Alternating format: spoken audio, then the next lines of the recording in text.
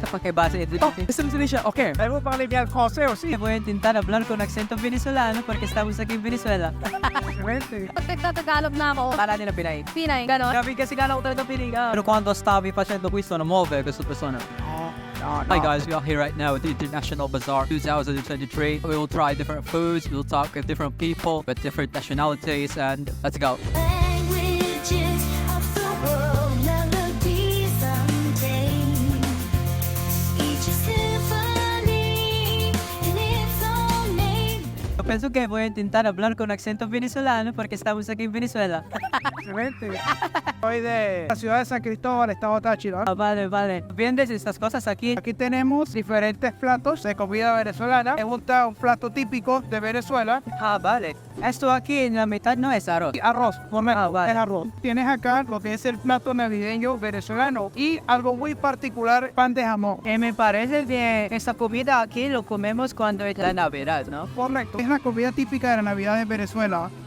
Aquí en las Filipinas comemos jamón sin pan. Son las diferencias. Esto es venezolano. El quesillo venezolano, ahorita bueno, ya se vendió todo. Es muy parecido al leche flan filipino, pero con una particularidad. Además de la leche condensada, el azúcar va también ron. Es prácticamente como un leche flan, Sí. pero añadiéndole ron. Cuando como leche flan aquí con ramo o alguna cerveza sería muy extraño. Bueno, depende, es lo que te quiero decir. Somos habituanos de esta cosa aquí de Venezuela. Tienen que probarlo. Una vez, Sí. General viaje med ambassadör av Finland. Faktum är jag är förvånad att ni kan prata på svenska. Men jag jobbar de som bor där i Finland. Vad heter folket där i Finland? Vad heter de? finländare. Finländare. Jag visste att finländare, de pratar på svenska och som det. Ja, vi har två officiella språk i Finland, finska och svenska, så vi pratar finska och svenska. Så där ser det inte finska. De var inte diverka som svenska. Nej, det var totalt annorlunda liksom båda två. Ja. Ano mo pangalan mo? Pangalan ko, bossy. Kanino pumunta ka dito? Hindi ka pa nagtagalog? Di pa. Paano ka natuto? Nagsasalita ka na? Sa school lang. Pag na-expose ka lang? Tapos nagsasalita ka na lang? Nilagay lang ako dyan, tapos natuto na. Grabe! Kasi kanina, nandito kami, di ba? Bumibili kami dito. Nausap ka namin ng Tagalog, tapos bigla ka nag-reply. Tapos nung kami nagulat. Tapos kami pati yung ate mo rin, salita rin Tagalog. Opo, nagtatagalog. Parang kayo mga pili talaga yung pag-usap eh. Opo, kasi ano na isa na yun eh. May mga talaga, adik ka talaga mga gano'n. Oo, ako, gano'n. Adik ka, gano'n. Grabe. Mahirap ba yung Tagalog? Para sa... Hindi, actually mas mahirap yung amin. Kaya nadalian ako sa Tagalog. Paano may language ka? Paano tumagal? Ano yung mga pictures? Parang Japanese, gano'n. Iba rin yung sulat niya. Iba rin sulat, iba rin salita. Tatlong klaseng alphabet. Parang Japanese nga. Hindi pa inaaral yun. Yeah, may subject talaga kami sa amin para matunan yung alphabets, tas grammars. Pero alphabet yun, hindi siya parang symbols, hindi siya parang Chinese. Hindi, alphabet siya. Kinaplan. Grabe. Salut! On va parler en français. Vous m'avez mentionné que tu parles français. On va se faire. Bernard Poplimo. Bernard Poplimo. Et qu'est-ce que tu vends ici? C'est la bonbonnière. Je pense que ce mot vient de français. Ça veut dire que c'est aussi des bonbons. Oui, c'est des bonbons, la praline. Oui. Et la praline était inventée en Belgique. C'est pour ça que j'ai dit avant que c'est un petit familiar parce que le Belgian chocolate est populaire ici aussi au Philippines. Très populaire aux Philippines parce qu'on appelle ça semi-bitter. Ouais. Parce que les Philippins n'aiment pas le goût trop amer. Le chocolat est bien balancé pour le goût philippin. Okay, naman sa American. Okay, kita pakai bahasa Indonesia. Gusto mo siya? Okay. Okay, siya. Okay, apa tuh? Ada beberapa brochures dari tourism destination di Indonesia. Kita juga ada beberapa batik Kalian dari Basi? dari Indonesian Embassy. Berarti pernah ketemu? Saya di sini baru 2 minggu sih, baru nyampe. Intern kan? Intern. Udah 2 minggu di sini, terus apa sih dapatnya di sini di Philippines? So far enjoy sih, kayak orang-orangnya, terus juga makanan-makanannya. Totoo yan. Seperti yang Anda tadi bilang, makanan di sini apa sih favoritnya? Tapi aku belum coba makanan Philippines. Belum. Tadi bilangnya makanan Philippines itu kayak Jollibee gitu-gitu udah. Jolly, jolly, Jollibee, jolly. Yang Jollibee makanan Philippines kan? Iya, makanan traditional food gitu. Ya, tapi spaghetti itu western kan? Versi-versinya di Jollibee yang agak manis, jadi bukan seperti yang western. Ya mungkin menunya Americanized, stylenya Filipino. Udah disesuaikan Ya. sama style di sini. Bonjour, je m'appelle François, bienvenue en Belgique, on vend de la bière et des frites. Alors, en anglais, on appelle ça comme le Belgian Ah, d'accord, d'accord. Tu parles français et... En Belgique, on parle français, néerlandais et allemand. Alors, ça dépend de quelle région, des fois, de Belgique, quelle langue que tu vas parler. Oui, Ça- ça dépend de la région. Peut-être les gens philippins ici ne savent quel est le Belgique. Le drapeau, c'est semble comme l'aliment. Pour toi, c'est quoi le Belgique? C'est un pays au centre de l'Europe. Il y a la culture française, la culture néerlandophone et la culture allemande. Les deux choses qui nous réunissent, c'est le roi et l'équipe de football nationale. Oui, c'est ça, c'est ça. Voilà. Et quand on parle Belgique, je pense à Kevin De Bruyne, Kevin De Bruyne, il y a Lukaku. Lukaku aussi. Voilà, ouais. La caca. Il y avait Hazard avant, mais il a Oui, à ça, comment? Oui, il était blessé et... Il a pris sa retraite, malheureusement. Pourtant, il y a un nouveau joueur qui est très prometteur qui s'appelle Jérémy Doku. Il joue pour Manchester City. Ah, d'accord, Manchester aussi avec KDB. Ouais.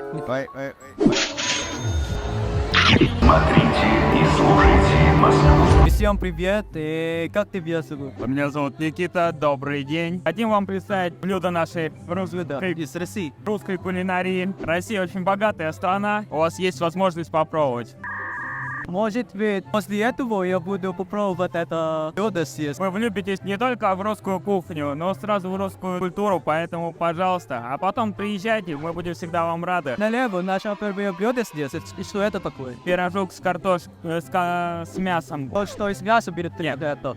Пирожок с мясом. Кулебяка иногда называют. Да. Это известное блюдо там в России. Да, у нас часто бабушки с дедушками своим внукам готовят такое.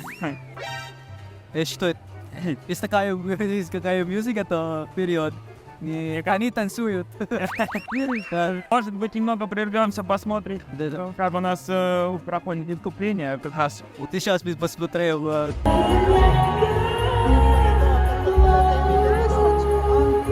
Salut tout le monde, on se met ici encore une fois avec Frédéric. En fait, on a fait une vidéo ensemble, l'Oktoberfest, et alors on s'est rencontrés encore une fois ici au International Bazaar. Mais cette fois-ci, ils donnent quelque chose de différent. C'est pas les crêpes, non? Non, c'est long.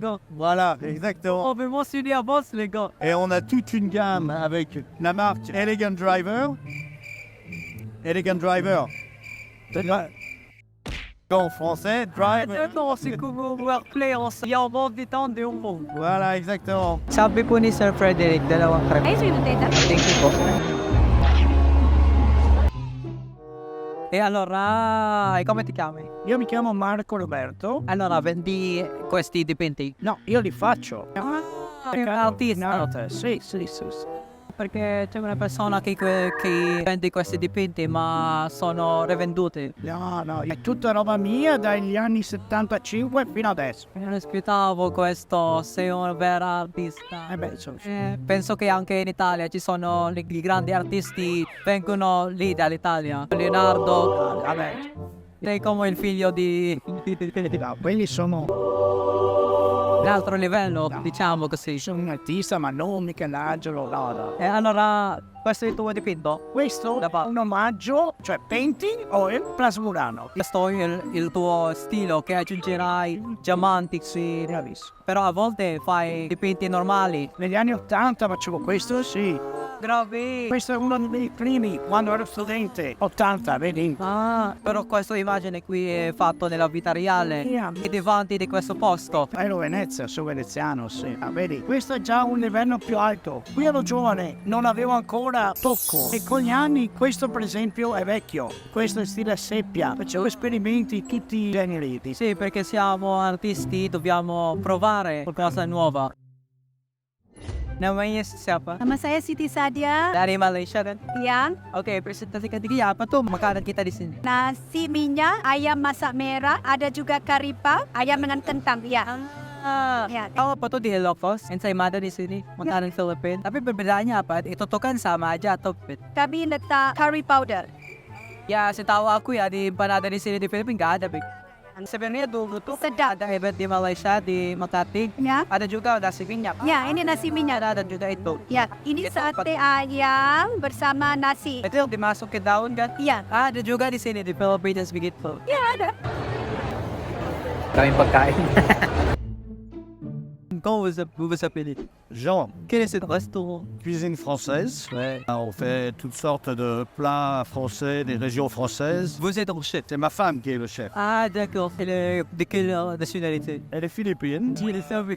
On était jeunes mariés, on a habité à Paris. Et elle a été au Cordon Bleu, l'école de cuisine à Paris. Ouais, quel est le plus vendu ici? On a la lasagne de bœuf. Je savais que le lasagna vient d'Italie, mais c'est quoi la différence entre le lasagna français et le lasagna italien? Pour les lasagnes de base, par exemple de bœuf, il n'y a pas de différence. Il y a des créations. Par exemple, nous, on fait une lasagne avec du saumon et des épinards, avec des chorizo et différentes versions. Target locked. Why can't be quiet? Ah, wala. Sa Argentina, corned beef. ¿Cómo te llamas?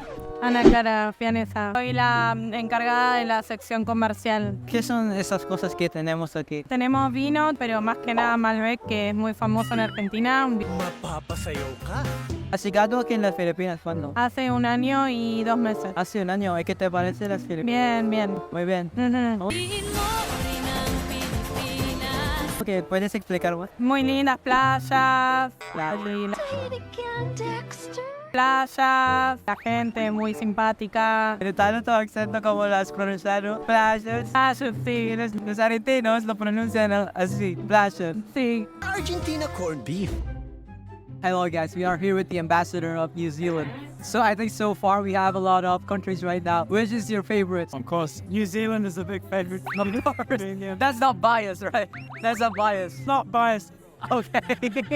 My friend right there told me that the ambassador of New Zealand, he speaks Tagalog. But yeah, Is that true? ibig sabihin, sinusubukan kong magsalita ng Tagalog. At sinusubukan kong magpakita ang gila sa inyo. Wow. Pero matagal na po kayo nag-aaral ng Tagalog. Tatlo kalahating taon na. Ibig sabihin, bago matestino ako sa Pilipinas, nag-aral ng Tagalog mga 3 buwan. Bago kayo mag-ambassador, preparation muna. Oo nga, dito sa Maynila. Grabe. Ano po yung mga favorite words sa Tagalog? Yung parang di na-explain sa English. Grabe. Ngayon, grabe. Grabe, di yun na-explain sa English, di ba? Ayan, grabe. Yeah, wala. Grabe, kasi parang grabe, parang wow, parang iba yung meaning ng ano eh. Grabe! Pagka-work niyo po yung mga Pinoy, nagtitagalog kayo sa embassy. Para sa akin na, mahirap nagsalita ng Tagalog sa loob ng opisina kasi ano mag-English sila, di ba? Mas smooth kapag English, ganon. Para sa akin na. Pero kung pumunta ako sa probinsya, sinusubukan kong magsalita ng Tagalog kaysa ng English. Apo po di pa rin sa Manila, basta rin po sa cities, no, yung English. Dito, kung pumunta ako sa Mindanao, subukan kong magsalita ng Tagalog kaysa English. Makain po sa guys. Sa'yo na lang? Tikman mo nga. Manghang. Masarap kapag libre. So aquí la mitad es plátano. Sí, este es plátano. Como que los Filipinos tenemos banana cute, ¿lo sabes? Sí, claro. Es muy rica también. Pero en Caribe. Sí, sí. Me parecen como filipinos también. Bueno, aquí somos pueblos hermanos. Somos pueblos hermanos, somos parecidos todos. Sí, los latinos, los filipinos son como hermanos. Yo creo que hay muchas personas aquí en las Filipinas que te llamaron como filipino también. Infinitas veces. Es común, es correcto. Cuando te llamaron en Tagalog, muchas veces hay una palabra de Tagalog, ¿no? Sí.